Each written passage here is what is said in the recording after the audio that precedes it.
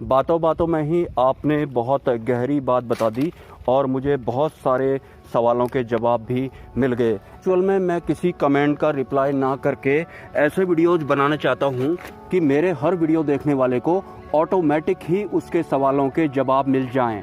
Anyways, अगर आप सूक्ष्म जगत की यात्रा कर रहे हैं और आप ध्यान साधना करते हैं तो ध्यान साधना करने से आपकी आंतरिक शक्तियां जागृत होती हैं, क्योंकि हमारे शरीर में भी बहुत सारी शक्तियां पहले से ही निवास करती हैं।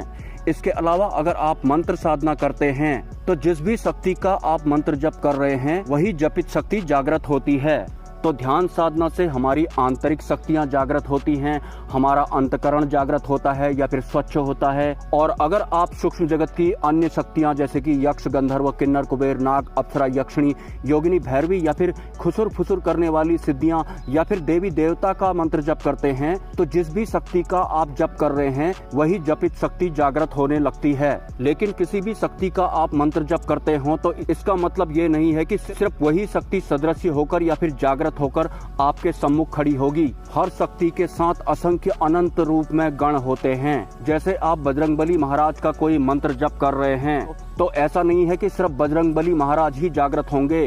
बजरंगबली महाराज के गणों में जितनी भी शक्तियां शामिल हैं वो सभी शक्तियां भी आपके जपित मंत्र से आकर्षित होने लगती हैं। एनीवेज, इसके अलावा एक कमेंट मुझे और आया था कि मैं सिद्धि प्राप्त नहीं करना चाहता हूं या फिर लाइव दरबार लगाने में भी मेरा कोई इंटरेस्ट नहीं है। मैं सिर्फ सूक्ष्म जगत की इन शक्तियों को खुली आंखों से सदृश्य अपने आंखों के सामने देखना चाहता हूं। या एक कमेंट और मुझे आया था कि अगर हम किसी शक्ति को बार बार याद करते हैं तो क्या वो शक्ति हमारे पास में आने लगती है या फिर आकर्षित हो जाती है, और बार बार किसी शक्ति को स्मरण करने से उस शक्ति की क्या प्रक्रिया होती है। तो जैसा कि मैंने अपने एक वीडियो में बताया था कि खुराफाती साधकों की वाट लगाने में सूक्ष्म संसार की शक्तियां सेकंड भी नहीं लगाती हैं। अगर बिना संकल्प के ही आप उन्हें सिर्फ आजमाने की कोशिश करेंगे। जैसा कि मैंने एक वीडियो भी बनाया था कि एक साधक ने सूक्ष्म संसार की एक शक्ति को सिद्ध करने के लिए पहले तो साधना की और जैसे ही वो शक्ति उसके सम्मुख खड़ी हुई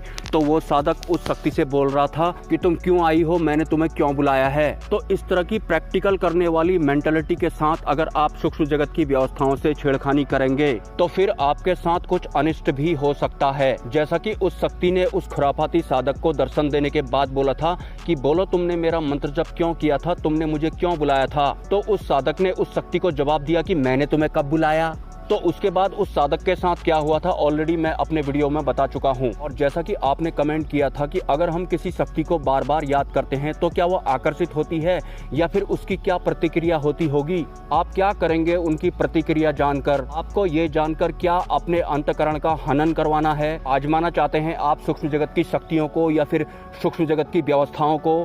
टाइम पास करना चाहते हैं? जैसा कि एक खुराफाती इंसान की मेंटालिटी ये होती है कि अगर मेरे पास पैसा आ जाता तो मैं ये करता, वो ट्रायल करता, अगर मेरा ऐसा करने में 10 लाख रुपए चले भी जाता तो कोई बात नहीं, 20 लाख तो अभी बचा ही हुआ है। तो इसी तरह की मेंटालिटी का एक खुराफाती इंसान जब बहुत ही ज्यादा अमीर बन जाता है तो उसके बाद वो चांद पर जाकर छेड़खानी करने लगता है, मंगल ग्रह पर जाकर छेड़खानी करने लगता है, जबकि एक्चुअल में इंसान सिर्फ इस पृथ्वी लोक का ही वासी है। अगर उसे किसी अन्य ग्रह की यात्रा करनी है या फिर वहाँ पर रहना है तो उसे उसी ग्रह का वासी बनना पड़ेगा। और वैसे भी हमारी इस पृथ्वी में या फिर इस समूचे ब्रह्मांड में एक भी ऐसा खाली स्थान नहीं है जहां पर कोई रहता ना हो। हर रिक्त स्थान में कोई न कोई जरूर रहता है, भले ही वो हमारी पृथ्वी हो या इस पृथ्वी से ऊपर को देखने के बाद जो हमें अनंत आकाश मंडल दिखाई पड़ता है वो ही क्यों ना हो।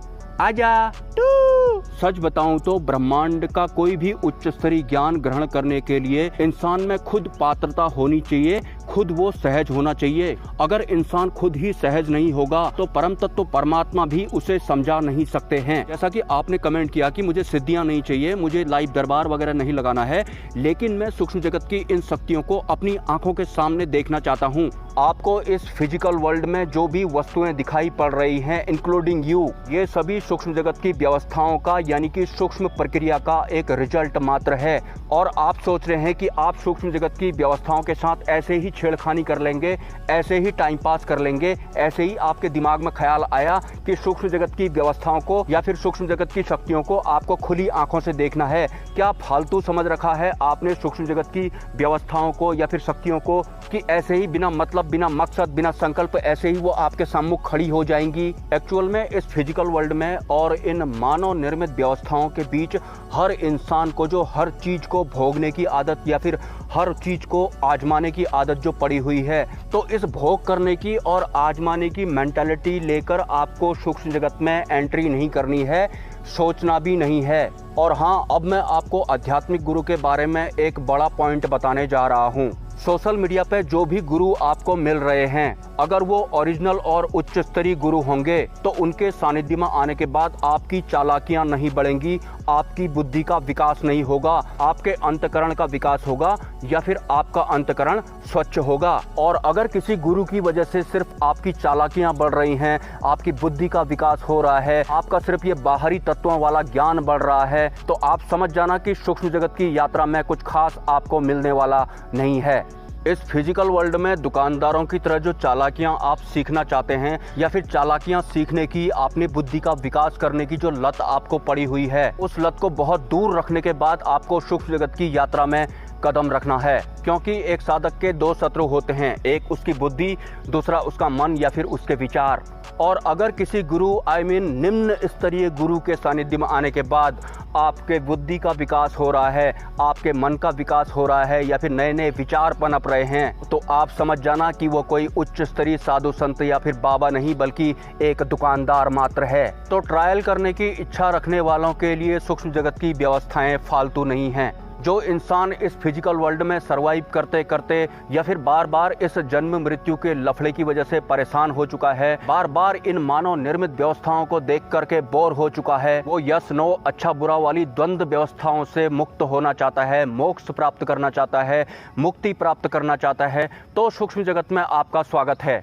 और इस फिजिकल वर्ल्ड में सरवाइव करते करते जो भी आज तक आप बने हुए हैं या फिर जो भी आप अपने आप को मानते हैं या फिर जो भी समाज में आपकी शख्सियत है, जब तक आप अपनी उस हस्ती को मिटा नहीं देंगे तब तक सूक्ष्म जगत की शक्तियों के साथ आप सामंजस्य बिठा नहीं पाएंगे, या फिर मैं ये कहूँ कि सूक्ष्म जगत की व्यवस्थाओं द्वारा आपको पूर्णतया स्वीकार नहीं किया जाएगा। अगर आपके कोई सवाल हैं तो आप मुझे कमेंट कर सकते हैं, और अगर आप इस चैनल को सपोर्ट करना चाहते हैं तो इसी वीडियो के कमेंट सेक्शन में आपको एक UPI ID मिल जाएगा। स्वेच्छा से आप सपोर्ट कर सकते हैं, कोई ज़बरदस्ती नहीं है। मिलते हैं नेक्स्ट वीडियो में। ब्रह्मा विष्णु महेश, जय मां पराशक्ति।